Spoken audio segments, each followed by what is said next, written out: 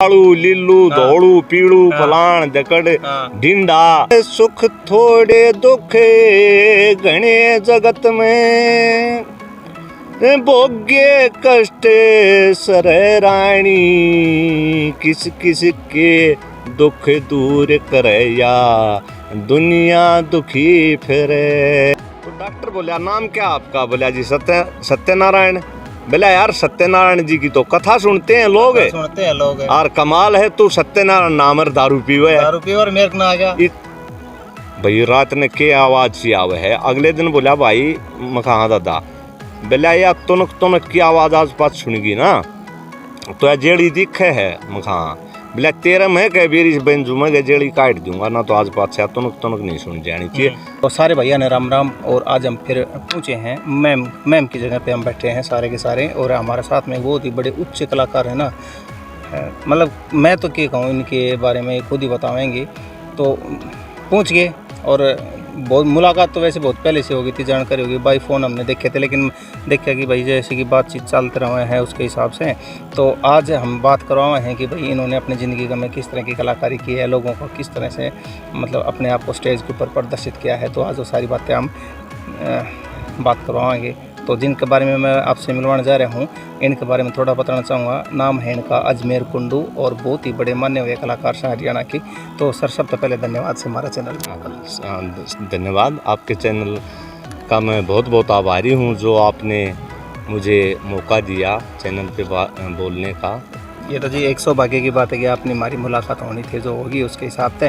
तो साहब ये बात बताओ एक तो कि आप जब है ना कलाकार के रूप में, हाँ जी कि बचपन से ही कलाकारी थी कि बाद में आके कितना कितना मोड आया था? हाँ मैं बताता हूँ।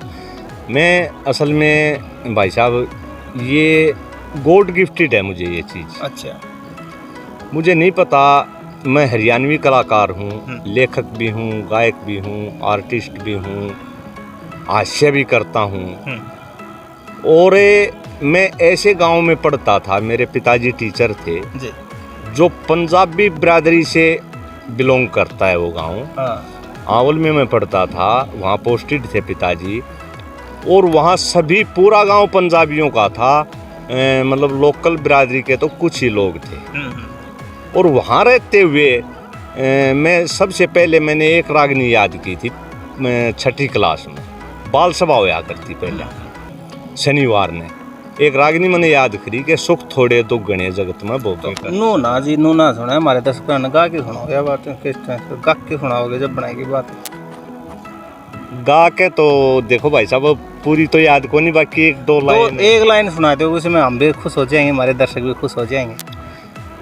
हेरे सुख थोड़े दुखे घने जगत में भोग्य कष्ट सर रानी किस किस के दुख दूर करे या दुनिया दुखी फिरे रानी किस किस के दुख दूर करे या दुनिया दुखी फिरे रानी। जगदीश चंद्र जी की रागनी है ये।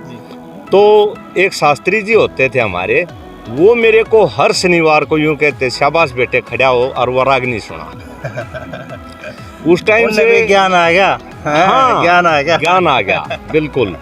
क्योंकि रागनी और कोई उस स्कूल में गाने वाला था ही नहीं। और मैं कौन सा मतलब बड़ा कलाकार था। तो पर आपकी शुरुआत हुई उत्ते वहाँ से शुरुआत हुई। अच्छा।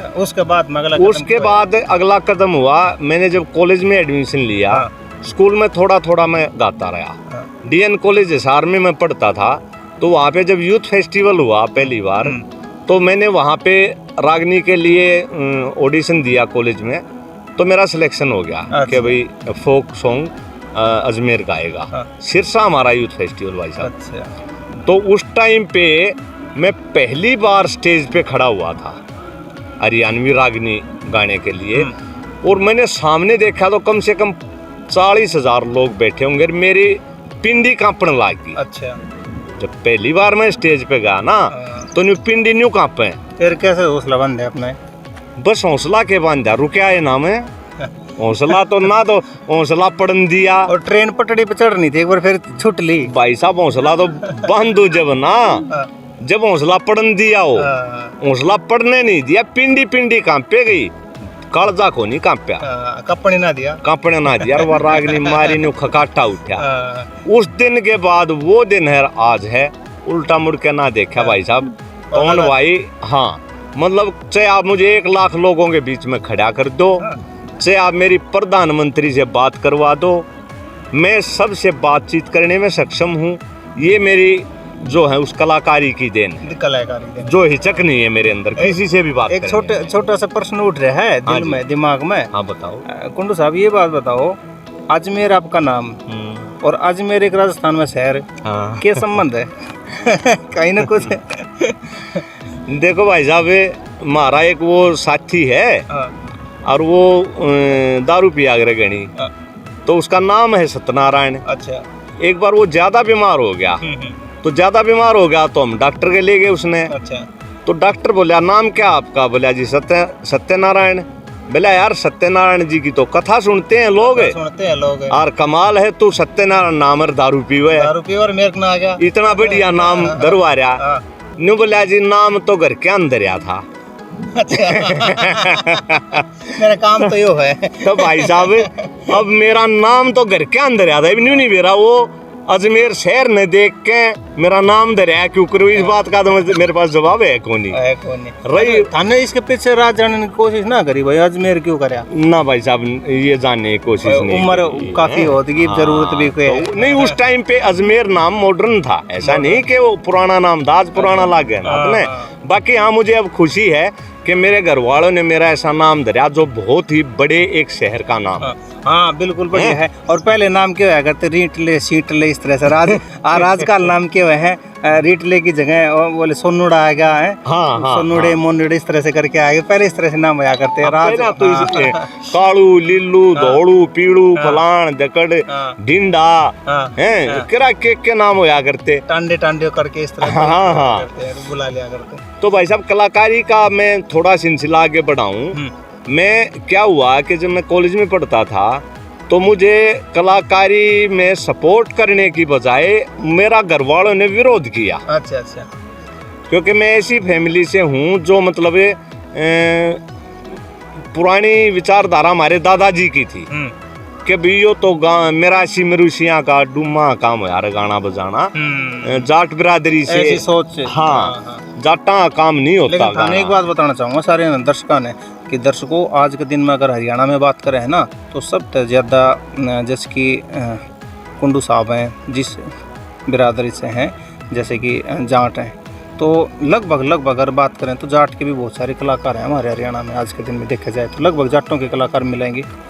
देखो भाई साहब आज के दौर में तो काफ़ी आगे इस लाइन में लड़के। मैं अपने टाइम की बता रहा हूँ। मैं जब कॉलेज में पढ़ता था तो मुझे बहुत शौक था जी रागनी गाने का, और जब सारा कुनबा सो लिया करता ना, जब मैं रात को बीत ओटड़े पर के कूद के भीतर की सांकड़ लगा के न्यू की न्यू, और फिर जो बगड़ में ओटड़ा था ओटड़े पर के कूद के जब रागनी गान जाया करता, और रात ने 11 बजे जाते हम और 2-2:30 बजे आके उल्टे सो जाते कि घर के आना जाने। मतलब आपने भी कमी ना छोड़ी? हमने घर क्या ना अपनी औरतें नहीं छोड़ी रोकन में, और जान में हमने भी नहीं छोड़ी भाई पूरे कति। अच्छा क्या हुआ, जित जाया करते लट तो काट के आया करते होंगे भाई साहब? ऐसा था कि शुरुआत करी हमने बनी में बैठ के गाया करते हम राग। अच्छा। अपनी जो हमारी जोड़ पर बनी नहीं हुआ थी पहले। उसके बाद फिर छठी का प्रोग्राम होया, किसी जगह 10वीं का होया, उड़ जान लाग गए। उसके बाद धीरे धीरे घर क्या न पता चल गया भाई यो गावे है और मानने को नहीं, तो विरोध तो कम कर दिया। परंतु मुझे शौक था बजाने का भी, मैं बेंजो बजाता था। और जब घर वाले सो लिया करते तो रात में एकला बजा रहा था ऊपर। अच्छा। एक दिन दादा ने सुन ली मेरे ने, भाई रात ने के आवाज सी आवे है। अगले दिन बोला भाई मखा दादा, बोला या तुनक तुनक की आवाज आस पास सुनगी ना तो जेड़ी दिखे है मखा, बोला तेरा मैं कह बीरी बेंजू में जेड़ी काट दूंगा ना, तो आज बात से तुनक तुनक नहीं सुन जानी चाहिए। भाई साहब वहीं रोक दिया, नहीं तो आज मैं एक बहुत बड़ा, मैं अपने मुंह से बड़ाई करूं वो अच्छा नहीं लगता। अच्छा ना लगे। पर समय आज दिखा देता कि मेरे अंदर जो कला थी ना, उसको एक जाति विशेष में मैं जन्म लेने के कारण मेरे को दबा दिया गया, मेरी वो कला मर गई। नहीं तो मैं बहुत बढ़िया हारमोनियम बेंजो बजाने लायक होता आज। तो वैसे प्रोग्राम तो आजकल भी कर रहे होंगे आप, जैसे कि आपके साथ में टीम तो है ही। टीम है भाई साहब, मैं लिखता भी हूँ और मेरे विषय ज्यादातर रहते हैं किसान पे, मजदूर पे और भ्रष्टाचारी नेताओं पे मैं खिलाफ लिखता हूँ। मैंने आज तक किसी भी नेता के मंच से किसी भी नेता के मंच पे खड़ा होकर के प्रोग्राम नहीं दिया है। मैंने हमारे महम हल्के के विधायक, मेरा गांव भऊ अकबरपुर है जो महम हल्के में आता है, हमारे महम हल्के के विधायक हैं भाई बलराज कुंडू। मैंने जिंदगी में पहली बार अगर लिखा है गीत रागनियां और गाई हैं किसी नेता पे, तो वो भाई बलराज कुंडू पे लिखी है और गाई है। अच्छा। और वो भी भाई साहब इसलिए नहीं कि वो नेता हैं, वो पहले समाज सेवक हैं, वो नेता बाद में, पहले समाज सेवक हैं। जब मुझे यूं लगा कि हाँ ये व्यक्ति जो है वास्तव में दिल से एक समाज की सेवा करने लग रहा है, तब मैंने जा करके इनके बारे में लिखा भी और गाया भी, और मैं बहुत सम्मान करता हूँ। ये तो बहुत ही बढ़िया आपने एक आपकी लाइफ और ज़िंदगी रही है, और कहीं ना कहीं दुख है और ऐसे स्टेप आए हैं कि जितना आपने रोकना भी पड़ गया। बाकी आपने अपनी जो दिल में थी वो आपने छोड़ी नहीं, कंटिन्यू लगातार आपने चलाई है। बिल्कुल। तो बहुत सारे दर्शक हैं हमारे, बहुत सारे साथी ऐसे हैं जो आज भी इस लाइन में आना चाहो, सुनने क्या कहना चाहोगे आप? नहीं, अच्छी बात है, आज इस लाइन में बहुत सारे आना भी चाहते हैं, बहुत सारे आए भी हुए हैं। जो कलाकार साथी आज इस लाइन में हैं, मैं उनसे यही कहना चाहूँगा कि वो, मैं इस लाइन में कभी प्रोफेशनल नहीं हुआ। मैं बतौर एक सामाजिक कार्यकर्ता के तौर पे मैंने गाया है या शौकिया कलाकार रहा हूँ जी। और जो आप कह रहे हो कि जो लोग इस लाइन में और आना चाहते हैं, उनके बारे में आप मेरे से अगर पूछना चाहते हैं, तो मैं उन कलाकारों से ये हाथ जोड़ के प्रार्थना करूंगा कि जो आजकल इस लाइन में चल रहे हैं उनसे भी, और जो नए आने वाले कलाकार हैं, कि भाई एक तो गुंडागर्दी पे आजकल जो है ना, हर कलाकार होड़ लगी हुई है कि एक तो जात के ऊपर गाने निकालते हैं, और दूसरा जो है बदमाशी के गाने निकालने का ट्रेंड चल रहा है। ये तो जी बहुत गलत कर रहे हैं, जातिवाद कर रहे हैं और बदमाशी वाले मतलब बदमाशी के गानों की प्रतिस्पर्धा लगी हुई है एक दूसरे में, कौन सा संगीत का तो कोई तात्पर्य ना छोड़े न जी, उनका कोई अर्थ ही नहीं है भाई साहब, वो मीनिंगलेस हैं वो गाने।